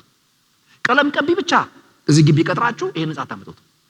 ሁሉም የሞያ አይነት እንዲነካካው ስለፈቀዳችሁ ነው ይሄ መልክ ያመጣችሁ። ስለዚህ የግንባታው አቅርቦት አቃቂር አናውጣ። አሜን ናችሁ። አሜን ነው። ይሄ ስያሜው ሽመቱ ምናምን እሱ ችግር የለም መጣሪያ ስላልሆኑ አሜን ናችሁ። ግን በትምህርቱ እንነካ። አሜን ነው። ግድ የለም አስተማሪ ተብሎ መጠራት የራሱ ጉዳይ እንነካ። አሜን ነው። ይሄ ነብይ እንትና አሜን እሱ ችግር የለውም። እሱ ችግር የለውም። ግን እኛ ጋር ይመጡ ነበር የወንጌል ክፍል ላይ ስለነበርኩ 15 ዓመት ለምንድን ነው ወንጌላዊና ቄስ ተሾማላችሁ ነብይም አትሾሙት? የብዙ ወጣት ጥያቄ ነው እና ጥያቄው ደግሞ ተንገዋለው እኔ ጋር ይመጣል። መልሰው ምንድነው እኛ እምቢ ያልን ሲታይህና እላለሁ ለመሰለ አይቶ እንደማይመጣ እርግጠኛ ነኝ። የተንቀጠቀጠ ሁሉ ነብይ ስለሚመስለው ማለት ነው። እና በደም ስታዩኛ መድረክ እንሰጣለን ነው እርግጠኛ ነኝ እኮ ሆኖ ደግሞ ከመጣ ቄስ ነው የምለው። በቃ የበቃ ለምን ለማየት አሜን ነው። አስተማር በቃ ለምን ለማስተማር አሜን በሉ። ጭቅጭቅ የሌለበት የትም ቸርች የሚጋበዝ አሁን ሹመት የኔ ነው። ምን ነው ለቃሌውስ ችግር አልሆን ለመካኔሱ ችግር ጌታ ይባረክ። እቺን ቆርጠን ለጥፋት አሉ ደግሞ አውቄ ነው ማበላሽብ። እሺ ክብር ለጌታ ይሁን። ስለዚህ በአንድ ወቅት ሁላችን ለእግዚአብሔር ሕይወት የሞትን ነበር። አሁን ደግሞ ነገር ግን እግዚአብሔር በሰራው ስራ ሕያዋን ሆነን። አሜን። ምንድነው ጳውሎስ በእነዚህ ቁጥሮች እያደረገ ያለው? ምንድነው እየሰራ ያለው? እንዲህ እየቀመረ ያለው ስትሉ ሰው በተፈጥሮ ምን እንደሆነና በጸጋ ምን መሆን እንደሚችል ባሉት በእነዚህ ሁለት ሐሳቦች መካከል ያለውን ግልጽ የሆነ ንጽጽር ነው እየሳለ ያለው እሱ ነው። በእነዚህ 10 ቁጥሮች ውስጥ ሰው በተፈጥሮ ምን ነበር? ገና ሲወለድ ወይዘሮ እንትና ሴት ልጅ ወለደ ወንድ ልጅ ወለደ ከተባለበት ጊዜ ጀምሮ አንድ ወንድ የቁጣ ልጅ እንዳመጣቸው ወደዚህ ዓለም ወደ ቁጣ ዓለም። ለዚህ ነው የመጀመሪያ ውልደት ሰማይን አስቆ ቢሆን ኖሮ ዳግመኛ ልደት ይሄ እምነት ባላወጀ ነበር። ሰው ለመዳን ዳግመኛ መወለድ አለበት የተባለው ለምንድን ነው? ለመዳን ድጋሜ ውልደት ያስፈልገው ካላችሁ የመጀመሪያ ውልደት የህይወት ጥያቄ ስለነበረበት ነው።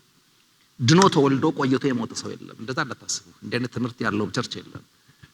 ይዘቱ ቢለያየው እዛ ውልደት መቼ ይጠይቃል መቼ አይጠይቃል የሚለው ነገር ነው የሚያለያየው እንጂ አዲስ ፍጥረት ሆኖ እችን ምድር ገብቶ ኦክሲጅን ለመጀመሪያ ጊዜ የማገሰው የለም። እና ፖል ሁለቱንም ያነጻጽረው ከፍጥረቱ ቁጣ የነበረ ሰው እንደገና ደግሞ በጸጋ ምን መሆን እንደሚችል ጸጋ ያንን የቁጣ ልጅ ምን እንዳደረገው የሁለቱን ዓለማትና ማንነቶች አንድ ሰው ላይ የተከናወኑ ማንነቶች ነው ያነጻጸረ ያለው። ከበደና ፈይሳ ላይ አይደለም ይሄ ነገር የተነጻጸረ ያለው። አንተው ጋር ከፍጥረት የቁጣ ልጅ ነበርክ፣ እንደገና በዳግም ፍጥረት ደግሞ የአብ ልጅ ሆነሃል። አሜን። ይሄን ሁለት ህይወት ነው የሚያነጻጽረው። ስለዚህ በሁለት ክፍል ነው የከፈልነው 10 ቁጥር። የመጀመሪያው ክፍል የሞት ሁኔታችን ነው። በሌላ አማርኛ ሙታን ነበራችሁ እና አንዳንድ ጩቤ ሲሰጡት ነው አለ ጥሩ የሚባለው ሲቀበል አለ። እሱ ደስ የሚለኝ አንተን በወጋበት ራሱን መልሶ መውጋት። እኛም እንዲሁ ነበርን ይላል ጌታ ይባርከው። ስለዚህ ሙታን ነበራችሁ፣ አትርሱ። ሙታን ነበርን። ቅዱስ ጳውሎስ እንግዲህ የሚጀምረው ከአስገራሚ እውነታ ነው። ምን ነበር? ሙታን ነበርክ የሚለው እና እንዴት ነው ሙት የሆነው የሚለውን ነገር ደግሞ እንዴት እንደሞትንና በተለይ በሶስት ኃያላን ኃይሎች ተገዝተን እንደነበርን በእነዚህ 3 ቁጥሮች እና ቀጥሎ ባሉት ውስጥ ማብራራት ይጀምራል። ሙት እንደነበርክ ብቻ አይደለም እንዴት እንደሞትክና በሞት ምክንያት ደግሞ አንተ ላይ ኃያል የመሆን ስልጣን ያገኙ 3 ኃይላት ነበሩ። እነሱን ያብራራል። በበደላችሁና በኃጢአታችሁ ሙታን ነበራችሁ። ይህ በቀጥታ ከአሕዛብ ጋር የነበረውን ያገናኛል ብያችኋለሁ። እኛ ሁላችን ደግሞ የሥጋችን የልቦናችንን እስከ የቁጣ ልጆች ነበርን እስከሚለው ደግሞ ራሱን ወይም አይሁድን በማካተት መናገር ይጀምራል። ነበራችሁ አሕዛቦች። ለምን የአብርሃም ልጅ አይደላችሁም? በሥጋ አባቶች ከእናንተ አይደሉም? ከተስፋው ቃል ሩቅ ነበራችሁ። አትሊስት እኛ በሕግ አማካኝነት አንድ ስቴፕ ቀረብ ያልን ነበር። ስለዚህ ነበራችሁ፣ ሙታን ነበርን፣ የቁጣ ልጅ። ይሄን ያሳያል። እንዴት እንደሞትን ብቻ ሳይሆን በ3 ኃያላን ኃይሎች ተገዝተን እንደነበርን ደግሞ ያሳያል። ያ ደግሞ ያለመታዘዝ የአመፃ ኑሮ ይለዋል። የመጀመሪያው ዓለማዊ መንፈስ። ምንጊዜም በመንፈስ የሞተ ሰው ሌላ መንፈሳዊ ሊሆን አይችልም። ምርጥ ዓለማዊ ከመሆን የሚጀምረው ሁላችን የተገኘ ነው። በተለይ ነፍስ ካወቅን በኋላ ወደ ቤተክርስቲያን የመምጣት ዕድል የነበረን ሰዎች የተገኘ ነው ምርጥ ዓለማዊ ሆነን ነው። የዓለም ስርዓት ምን ማለት ነው? ከእግዚአብሔር ውጪ ያለው ማህበራዊ ግፊትና አስተሳሰብ ሱሰኞች፣ ጥመኞች ነበርን። በጽድቅ የሚያላግጥ ማንነት ነበርን። በጨለማ የምንኖር ሰዎች ነበርን። የመጀመሪያው ይሄ ዓለማዊነት፣ በዚህ ዓለም እንዳለው ኑሮ ይለዋል። ዓለማዊ ኑሮ እዛ ውስጥ ነበራችሁ። አንዱ ኃያል እሱ ነው። ዓለማዊነት ትልቅ ኃይል ያለው ነገር ነው። እንደምትንቁት አይደለም። ባይዘወይ ምድርና ዓለምን መለየት አለባችሁ። በመጀመሪያ እግዚአብሔር ሰማይና ምድር ፈጠረ እንጂ በመጀመሪያ እግዚአብሔር ሰማይና ዓለምን ፈጠረ አይደለም የሚለው። ምድር ይሄ የምታዩት ነገር ነው። ዓለም የሚለው ግን ሲስተሙን ነው። ስለዚህ ሲስተሙ ይዞን ነበር። ዓለማዊነት እኛ ውስጥ ነበረ። ለምን? ለሰማያዊነት ተገድለን ስለመጣ ዓለማዊነት እኛ ውስጥ ነበር። ሁለተኛው በአየር ላይ ስልጣን ባለው አለቃ ፈቃድ ደግሞ ተመላለሱ ነበር። ያ ደግሞ ሰይጣን አጅሬው ባባሸኛው ስሙ ኦቶራይዝድ ነበር እኛ ላይ። አማኝ ባልሆነ ልብ ውስጥ የሚሰራውን መንፈስ እና ጠላት እሱም ነው የሚናገር። እሱም የበላይ ነበር፣ ከልካይ አልነበረበትም፣ ይገዛን ነበር። በአየር ላይ ስልጣን ያለው አለቃ። ጳውሎስ አየር የክፉ መናፍስ መኖሪያና ግዛት ነው እያለን አይደለም። እንደዚህ ብለው የሚያስቡ አሉ። እንግዲህ በፕሌን ስንት ጫማ ስትወጣ ግዛት አገራቸው እንደምትገባ ባላቅም እንደዛ እናስባለን። ገብቷችኋል? በአየር ላይ ሲባል ከኛ በላይ በጭንቅላታችን ላይ ምናምን ያለውን ይሄ ስፔሱን አርገን ማሰብ ደግ አይመስለኝም። የፖል ኮንቴክስት እሱ ስላልሆነ ግን ያው ሰይጣን ዘዋሪ ስለሆነ እዛም አይጠፋም በሚለው እስማማለሁ። ግን ያው አየር የሰይጣን መኖሪያ አርጋችሁ አዲስ አበባ ደግሞ የኛ መኖሪያ አርጋችሁ እንዳትሸወዱ። እናንተ ሰፈር አለ ቀበሌም አለ፣ እሱ ማሰብ አለብን። አራሜናት ነው። አንዳንዱ የዋህ እኮ ነው ሰይጣን ሲባል እዛ ወይዘሮ ደባቤ ትንዛ መጋረጃ ለብሰው እዛ ያለ ይመስለዋል። ከረባት ለብሰው አንዳንዴም ቸርች እንደመጣ ያውቅ። ተጠንቀቁ። በሐሰት ትምህርት ይመጣል፣ በሐሰት ቤት ይመጣል፣ በብዙ ነገር ይመጣል። ስራ አልፈታም ሰውየው። አንዳንዱ ደግሞ ትዕቢተኛ ነው። ወጋውት እኔ ቤት አይገባም ይላል። ገነት የገባ ሰውዬ ያንተ የተከራየው ቤት እንዴት ይፈራል? ይገባል። አጓጉል መናቅም ጥሩ አይደለም። ዋናው ነገር የገባ ወጣ ሳይሆን ለምን መጣ ነው። በቃ ስሙ ሌባ አይደለ? የተሰጠህን እንዳይሰርቅብህ ጠበቅ ካረክ ፈውሱ እሱ ነው። አሜን ነው። ከፋችሁ? እሺ ብቻ አታረቁት። ግዴለ እመኑኝና አታረቁት። ብላ አየር ላይ አንጠልጥላችሁ በስርዬ እኮ ነው እንዳትሉ እሱ አለ። ይሄ ምን ማለቱ ነው ታዲያ? ሐሳቡ ምንድን ነው ስንል በዓለም ላይ ቁጥጥር ያለው ክፉ መንፈስ ነው። ነገር ግን ህልውናው ቁሳዊ ሳይሆን መንፈሳዊ ነው ሊለን ነው። አፍንጫው ጆሮ እያልክ የምጨበጠው አግኝቸው ነበር ቅድም ቻይ ብያው አለፍ ያለ የምትለው አይደለም። የአየር የሚለውን ሆነ የሚረዳው ቁሳዊ የሆነ ምን የለውም፣ ማንነት የለውም። ሲስተሙን ነው እሱ የሚገዛው። በአየር ላይ ስልጣን እንዳለው አለቃ ፈቃድ ተመላለሳችሁ። ፈቃዱ ሲስተሙ፣ የሲስተሙ ባለቤት ማን ነው? ሰይጣን ነው። ሐሳቡን ተቀብለ ግን በተግባር በሚታይ ዓለም ላይ በተግባር የገለጥከው አንተ ነበርክ። የሱን ሐሳብ እየመረጠ በተገለጠ ዓለም ላይ ለመግለጥ የዳረገ ኃይል ምንድነው ስትል መሞት ነው። ሞት አገኘ። ለማን? ለእግዚአብሔር ሕይወት ሞተ ስላገኘ ለሱ ሕይወት ትንሣኤ ኑሮህ ነበር። ልብ አድርጉ። ሰይጣን ገነት ገባ። ገነት የሱ ግዛት አይደለም። ሰውን አገኘው፣ ገሎት ብቻ አልወጣም። ለእግዚአብሔር ገሎት ለራሱ ትንሣኤ ሰጥቶት ነው የወጣው። ለአንዱ መሞት ማለት ለሌላው መንቃት ማለት ነው እንጂ የዝጌርም የሰይጣን ያልሆነ ልሙጥ ሰው የሚባል የለም። በጌታ ካልሆንክ ብትሰድበውም በሰደብከው እየሰደብከው ችግር የለውም። ብቻ ዋናው ከኔ ጋር በሆንህ ነው የሚለው ማን? ሰይጣን። ለዚህ ነው አበሻን የጨረሰው የእናቴ አባት ነኝ እያለ መጥቷል። አንዳንዴ ደፋር ነው። በደም ኮስተር ብለህ ጋላብጠ አብርተህ ካላየኸው ገብርኤል ነኝ ሚካኤል ነኝ ሊልህም ይችላል። ደግ እየጠራ ተሰውሮ ይከፋል። የመታው ካለበት ልክ እንደዛው ክርስቶስም የሱ ወዳልሆነው ዓለም ገባ። አሜን። እኔ ከዚህ ዓለም አይደለሁም። እሱም የሱ ወዳልሆነው ገነት እንደገባ ሰውን ለዝጌር ገሎ ለራሱ አንቅቶት እንደወጣ ዘሴም ወይ ጂሰስ የሱ ወዳልሆነ ዓለም ገባና እኛን ለዓለም ገሎ ለራሱ አንቅቶ ወጣ። አሁን አንተ የማንህ ከተባልክ የገዳይህ ሞታችኋል፣ ሕይወታችሁም በክርስቶስ በእግዚአብሔር ተሰውሯል። አሜን ናቸው ወይ? ስለዚህ መሞት ማለት አለመኖር መጥፋት አይደለም። ለአንድ አካል ሕይወት ማጣት ምላሽ ማጣት ማለት ነው። ስለዚህ ለመንፈሳዊ ዓለም ምላሽ ከሌለን ለስጋዊ ዓለም ተገደን ምላሽ እንሰጣለን የሚለውን ያካትታል። ሁለተኛው እሱ ነው። አንደኛ ዓለማዊ መንፈስ ነው። ሶስት ኃያላን ያልኳቸውን እየፈታሁላችሁ ነው። ሶስት ኃያላን። የመጀመሪያው ዓለማዊነት ነው። ስለዚህ በቤተ ክርስቲያን ውስጥ እነዚህ ሶስት ኃያላት አሁንም ስራ አልፈቱም። በጣም ጥንቃቄ ያስፈልገናል። የዳንበትን መንግስት በጣም እያስተዋለ በመጣን ቁጥር ነው የምናመልጣቸው። ለዚህ ነው ልቦናዬን እንዲበራ ጳውሎስ የለመነው፣ ዋጋውን እንዲገባን የፈለገው። ለዚህ ነው ሁሌ የሚገነባ ህይወት እንዲኖረን ካልፈቀድን ዛሬም ዓለማዊነት እዛ የሆነ ሰፈር ጥለው ነው የምንመጣው አይደለም። አያችሁ ተከትለውን እየገባ ነው ያለው። ምንድነው አንድ ሰው ያለው ድሮ ሰው ዓለማዊ መሆን ሲፈልግ ወዳለችበት ይሄድ ነበር። አሁን ግን መድከም አያስፈልገውም፣ የታክሲ ማውጣት አያስፈልገውም። ያለበት ድረስ ምን ብላለች መታለች ያለው ነገር ያስደነግጠኛል ብዙ ጊዜ። ሶስተኛ የልቦናችን ፈቃድ። የሶስተኛው ኃያል ነገር ነው። ይሄ በበደል ምክንያት የሞተው ሰዋዊ ማንነት ከውስጣችን የሚነሳ ራስ ወዳድ ምኞት እኔ የምንለው የልቦናችንን ፈቃድ እያደረግን እንመላለስ ነበር። ይኸውልህ በአየር ላይ ስልጣን ያለው ፈቃድ አለ፣ የልቦናችን ፈቃድ አለ። ቀጥሎ ዓለማዊነት ሲስተሙ የሰጠን ፈቃድ አለ። እነዚህ ሶስትን ኃያላን ማምለጥ አንችልም። ለምን? ለእግዚአብሔር በመገደል በኩል የበረቱብን ጠላቶቻችን ስለሆኑ ከነዚህ ያስጣልን ደግሞ በክርስቶስ ሕይወት በኩል ነው። ክብር ለጌታ ይሁን። ቁጥር 3 በተፈጥሯችን የቁጣ ልጆች ነበር የሚለውን በደንብ ይናገራል። ይሄ መግቢያ ላይ ስለተናገርኩት ብዙ መቆየት አያስፈልገኝም። ብዙ ጊዜ ይሄ ነገር ስለሚያሟግት ማለት ነው። የሆነ ቦታ ቆይቶ ሰዎች የሆነ እንትን ይሆን ይመስላቸዋል። ይሄ ነገር በጣም መጠናት አለበት። እኔ በባህሌ ምን አደርጋለሁ? የኔ ልምምድ ነው። በጤናማ ህብረት ውስጥ የታቀፉ ቸርቾችን የሁሉንም ዶክትሪን ማጥናት እወዳለሁ። ለምን? አንዱ ጋር ከሳ ያለብኝን አንዱ ጋር ወፍሮ ስለማገኘው ፓንች ሳረገው የሆነ ትርጉም ይሰጠኛል። እና እንደ ፈረስ ጋሪ የሆነ ነገር አትሆኑ።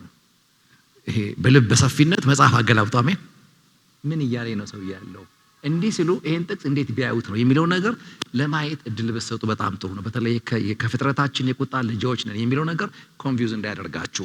ይህ እንደ አይሁድም ሆነ አህዛብ ሁላችንን የሚመለከት ነው። ከፍጥረት የቁጣ ልጅ መሆን አህዛብም ሆነ ወደዚህ ዓለም ግባ፣ አይሁድም ሆነ ወደዚህ ዓለም ግባ የሚፋታ አይደለም። ለውጡ ምንድነው? አይሁድ ሲገባ ከዚህ ቁጣ ነፃ የሚያወጣውን ስርዓት በአባቶቹ በኩል ተቀብሎ የሚያስመልጥ ኪዳን ይዞ በወለደ ቤተሰብ ውስጥ መገኘት ነው ያለው ትልቁ ነገር እንጂ ከአብርሃም መወለድህ አያድንህም፣ ከማነው ከሳራ መደገምህ አያድንህም። ይሄ ማወቅ አለብን። ስለዚህ የሰው ተፈጥሮ ከእግዚአብሔር የራቀ ሲሆን ይህ ሁኔታ ምን አስመጥቷል? ቁጣ የሚባል ፍርድ የሚባል ውጤት አስከትሏል የሚለውን ሐዋርያ ጳውሎስ ይነግረናል። ሰዓታችን ስለሞላ ከቁጥር 4 እስከ 10 ያለውን በገደምዳሜው ነገር አውርቼበታለሁ። እናንተ በጣም አጥኑት። በጣም ደስ ይላል። ነገር ግን እግዚአብሔር እያላችሁ አንብቡት ዘማሪዎች። ነገር ግን እግዚአብሔር የሚል መዝሙር ስሩ። አሜን ነው ወይ? ነገር ግን እግዚአብሔር ክብር ለጌታ ይሁን።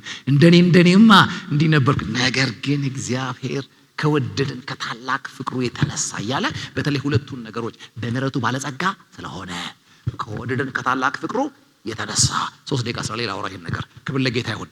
እና እንደዚህ የሆንኩትን ሰውዬ እግዚአብሔር እንዴት ነው አሁን ወዳለሁበት የልጅነት ስልጣን ያመጣኝ ብዬ ስጠይቅ የጳውሎስ መልሶ ነው የምታገኙት። ምንድነው? ካንተ የሆነ ምንም ነገር የለም እና ሲባል በምህረቱ ባለጸጋ ስለሆነ አሜን።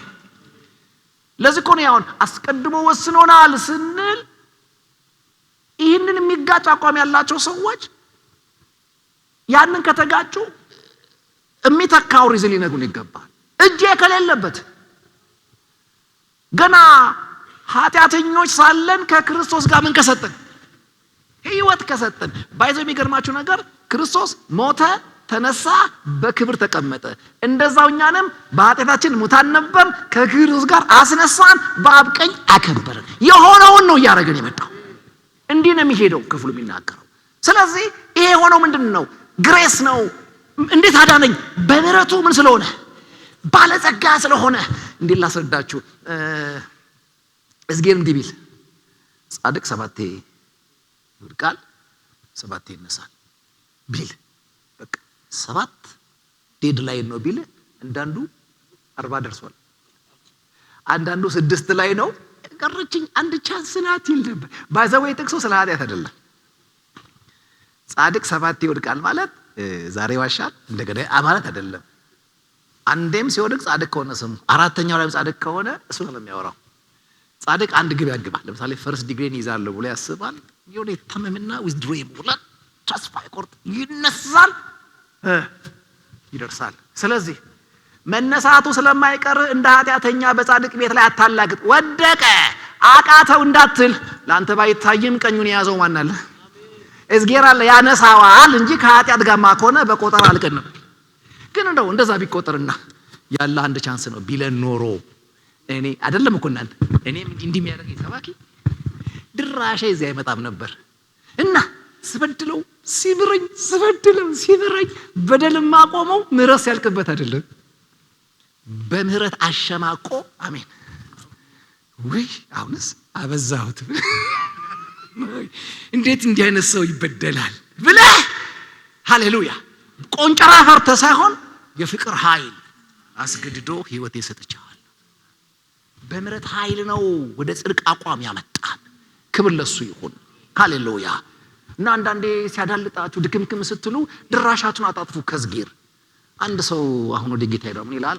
when you commit a sin ይልና run to God but ምንድነው run to God not from God ይላል። ኃጢአት ስትሰራ ከእግዚአብሔር አትሽሽ። ወደ ስለው ወደ ራሱ ሽሽ። ምን ማምለጫ አለ? እንደ ሕፃን ልጅ እናቱ እየገረፈችው ወደ ራሱ ነው የሚሄደው። ወደ ማን ይሄዳል? የልጅ መንፈስ ሲገባ እንደዛ ነው የሚያደርግ። የትኛው ምክንያት የዘመርክ የጾም ቀን አይደለም ዝግር ሰፈር የምትጫወተው። መጾምም መዘመርም ያቃተህ ቀን ስትጎብዝ ሊያስቀጥል፣ ስትደክም ሊያነሳ ባለጸጋ ተስፋ አለን። አሜን። ይሄ በምህረቱ ምንድነው? ባለጸጋ ሪች ነው። ቀጥሎስ ደግሞ ይወድሃል። በምን ምክንያት? ራሱ ታላቅ ፍቅር አለው። ሃሌሉያ። ከወደደን ከታላቅ ሁለት ሪዝን ናቸው የቁጣ ልጅ የእግዚአብሔር ልጅ ያረጉት። እነዚህ ሁለት የመለኮት ባህሪዎች ናቸው። እግዚአብሔር ከኛ ደግነት ተነስቶ የሰራው ስራ የለም። ከባህሪው ተነስቶ ነው የሰራው። ባህሪው ምንድነው? በምህረቱ ባለጸጋ ነው። ሌላኛውስ ታላቅ ፍቅር አለው። ይሄ ማንነቱ ነው። እሱ እንዲህ ስለሆነ ነው አንተ እዚህ የተገኘው፣ እኔ እዚህ የተገኘሁት ምሮን ነው፣ አፍቅሮን ነው። ይሄ ነው የሚናገረው። ክብር ለጌታ ይሁን። ይሄ መረሳት የለበትም። ለዚህ ነው አንዳንድ ሃይማኖቶች ሳትሰሩ ምን ሳትሉ ትድናላችሁ፣ እንደ ጸጋ ብቻ ትላላችሁ ይሉናል። ምን እንበል?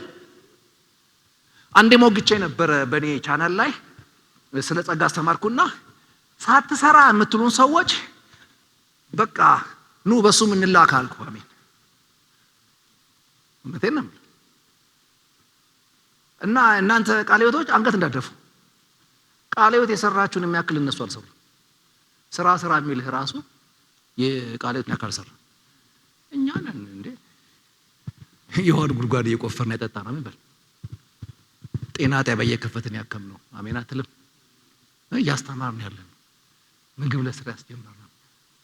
ኢትዮጵያ ለዘመናዊ ትምህርት ያነቃ ነው። እኛ ነን አናወራም እንጂ እንድናወራ ከጎተጎቶን ስራውንም እየሰራ ነው እንጂ በራፍ ላይ የተኮለኮለን ምስኪን አንድ ብር 10 ሳንቲም ዘርዝረን አሰልፈን ሳንቲም ስለረጨን አይደለም። እሱ አይደለም ስራ። በየኮምፓሽን ድርጅት ውስጥ የምናስተምራቸው ህፃናት ከቁጥር በላይ ናቸው።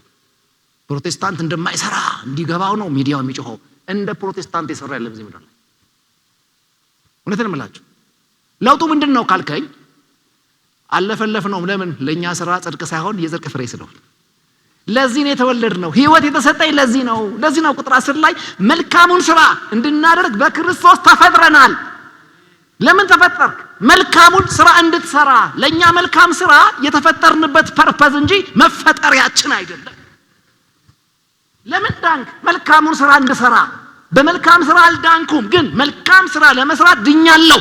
ወደ ጴንጤ ደግሞ ሰይፍ ሳዞረው በጸጋ ድኛለሁ። በምን ነው ማምንህ? ስራ ነው።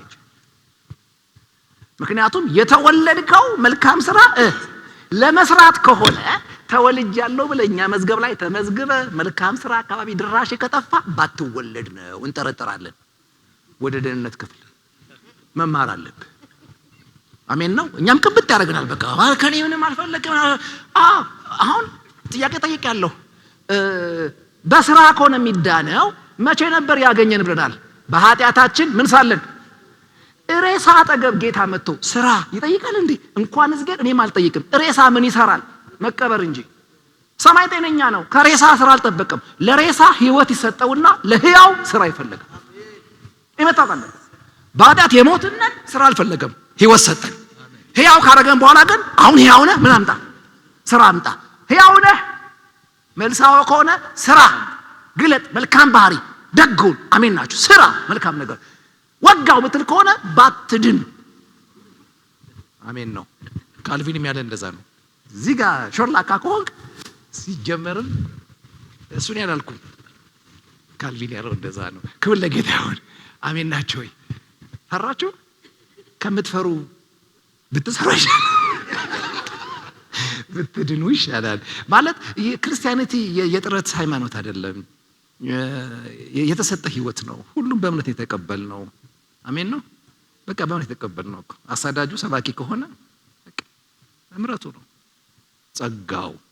ስለዚህ ቻፕተር 1 ክራይስትን ነው የሚያጎላው፣ ቻፕተር 2 ግሬስን ነው የሚያጎላው። ምዕራፍ 1 አብን ከቁጣ ያወጣዋል በልጁ። ምዕራፍ 2 እኔን ከጥረት ያወጣኛል። እሱም በርዶ እኔም አርፌ ተገናኘን። በማን? በክርስቶስ። እቺን በደንብ ከያዝን በቃ ከዚህ በኋላ ያለው በጣም ቀላል ነው የሚሆነው። ትንሽ የምንጨቃጨቀው ምዕራፍ 4 ላይ ምዕራፍ 5 ላይ አሜን ነው። እዚህ እየዘመረ እዛ ትምህርት ቤት የሚዘፍን ማንነታችንን እዛ ትንቅንቅ ውስጥ እንገባለን። ከነሚያ ጋር ጺም እንደነጨ ጺም ለጺም እንያያዘው ምዕራፍ 5 ስንገባ ነው። ምዕራፍ 6 ደግሞ ሰይጣንን ይዘን ስርዓት ካስያዘን በኋላ ዘላለም ይጀምራል።